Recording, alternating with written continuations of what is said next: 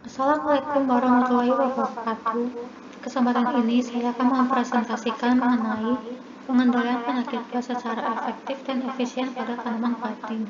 Sebelumnya, izinkan saya untuk memperkenalkan diri. Nama saya Feni Jatina Putri dengan NIM 202102100067 dari kelas Agroteknologi B Universitas Muhammadiyah Yogyakarta. Kira-kira seperti apa sih penyakit pest yang terdapat pada tanaman padi? Oke, di sini saya akan sedikit menjelaskan mengenai penyakit pest pada tanaman padi, faktor yang menyebabkan penyakit pest itu muncul dan berkembang, dan tentunya cara pengendalian penyakit pest tersebut dengan pengendalian yang efektif dan efisien. Seperti yang kita ketahui, Indonesia merupakan negara agraris yang artinya sektor pertanian memegang peranan penting dari keseluruhan perekonomian nasional. Hal ini dapat ditunjukkan dari banyaknya penduduk atau tenaga kerja yang hidup bekerja dalam sektor pertanian. Namun masih sering kita temukan permasalahan dalam kualitas dan peningkatan produksi padi. Ini disebabkan karena adanya serangan hama dan penyakit pada tanaman padi. Salah satu penyakit yang akan saya bahas yaitu penyakit pest. Penyakit pest pada tanaman padi disebabkan oleh jamur Pyricularia grisea yang merupakan penyakit penting pada tanaman padi di Indonesia.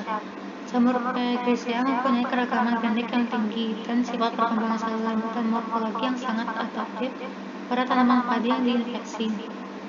Jamur patogen grisea mampu menyerang tanaman padi pada berbagai stadia pertumbuhan dari benih sampai fase pertumbuhan generatif.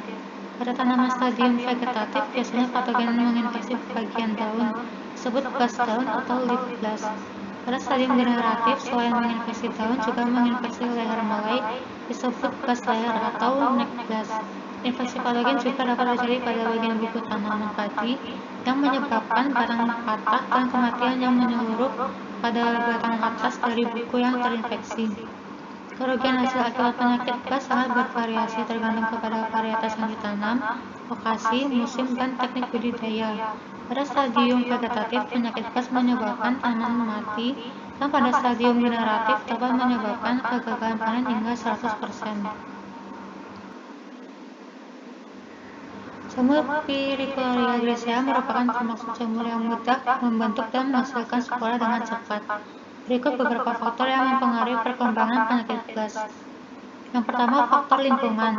Jamur Pyricularia berkembang optimal pada lingkungan dengan suhu berkisar antara 22 derajat hingga 25 derajat Celcius. Pada kondisi lingkungan yang mendukung, satu siklus penyakit pest membutuhkan waktu kurang lebih 1 minggu, yaitu dimulai ketika spora jamur menginfeksi dan menghasilkan suatu bercak pada tanaman padi dan berakhir ketika jamur bersporulasi atau menghasilkan spora baru. Spora berpindah ke permukaan daun atau bagian lain dengan bantuan angin atau percikan air hujan.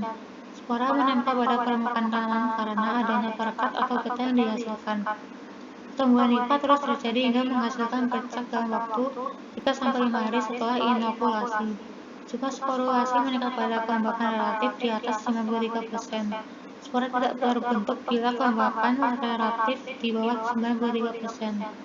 Satu bercak pest mampu menghasilkan 2.000 hingga 6.000 spora tiap hari dalam kurun waktu 2 minggu. Yang kedua, faktor inang alternatif, seperti jerami dan gagak padi sisa-sisa panen, dapat menjadi tempat hidup miselia jamur dan dapat bertahan selama 1 tahun. Yang ketiga, faktor pemupukan. Pemupukan nitrogen yang tinggi menyebabkan jaringan daun menjadi lemah sehingga spora jamur menginfeksi secara optimal dan menyebabkan kerusakan serius pada tanaman padi. Dan yang keempat, faktor jarak tanam. Dengan posisi jarak tanam yang rapat juga dapat menjadi faktor tingginya serangan penyakit blast. Nah, untuk pengendalian penyakit pest ini, saya akan membahas pengendalian menggunakan penanaman varietas tahan. Varietas tahan berfungsi sebagai komponen utama dalam pengendalian penyakit pest secara terpadu. Penggunaan varietas tahan merupakan cara yang sangat efektif dan efisien untuk mengendalikan penyakit pest. Namun, teknologi ini dihambat oleh adanya virulensi patogen yang sangat beragam dan kemampuan patogen membentuk keras phenotype baru yang lebih virulen sehingga sifat ketahanan varietas mudah terpatahkan. Oleh karena itu, tidak dianjurkan penanaman satu varietas dalam area yang luas secara terus-menerus karena akan mempercepat terbentuknya strain baru yang akan mematahkan ketahanan varietas yang bersangkutan.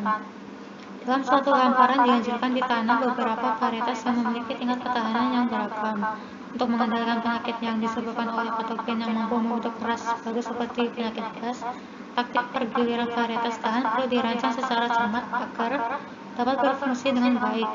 Kesesuaian penanaman varietas tahan dengan komposisi ras patogen yang ada di lapangan berdampak terhadap peningkatan efektivitas pengendalian penyakit gas, sehingga penularan penyakit dapat ditekan. Berikut kiat-kiat pengendalian penyakit gas pada tanaman padi. Yang pertama, gunakan varietas tahan yang sesuai dengan sebaran ras yang ada di daerah setempat. Yang kedua, gunakan benih yang sehat. Yang ketiga, hindarkan penggunaan pupuk nitrogen di atas dosis anjuran. Yang keempat, hindarkan tanam padi dengan varietas yang sama terus-menerus sepanjang tahun. Yang kelima, sanitasi lingkungan harus intensif karena inang alternatif patogen dapat berupa rerumputan. Dan yang keenam, hindarkan jarak tanam rapat. Baik, kesimpulan yang dapat diambil yaitu patogen Precrisia mau membentuk ras baru yang banyak. Perkembangan penyakit gas dipengaruhi oleh banyak faktor termasuk lingkungan, iklim, kelembapan, suhu, dan varietas yang ditanam. Dan pengendalian penyakit gas harus dilakukan secara terpadu dengan memadukan berbagai komponen pengendalian dan varietas tahan sebagai komponen utama. Berikut ada sedikit saran bahwa tidak dianjurkan penanaman satu varietas tahan secara terus-menerus karena akan memacu terbentuknya patotip atau ras baru yang lebih virulen. Dan penanaman varietas tahan harus disesuaikan antara sifat ketahanan varietas dan keberadaan ras patogen di lapangan. Data komposisi dan sebaran ras patogen sangat penting sebagai dasar rekomendasi penanaman varietas tahan yang sesuai dengan ras patogen Precrisia.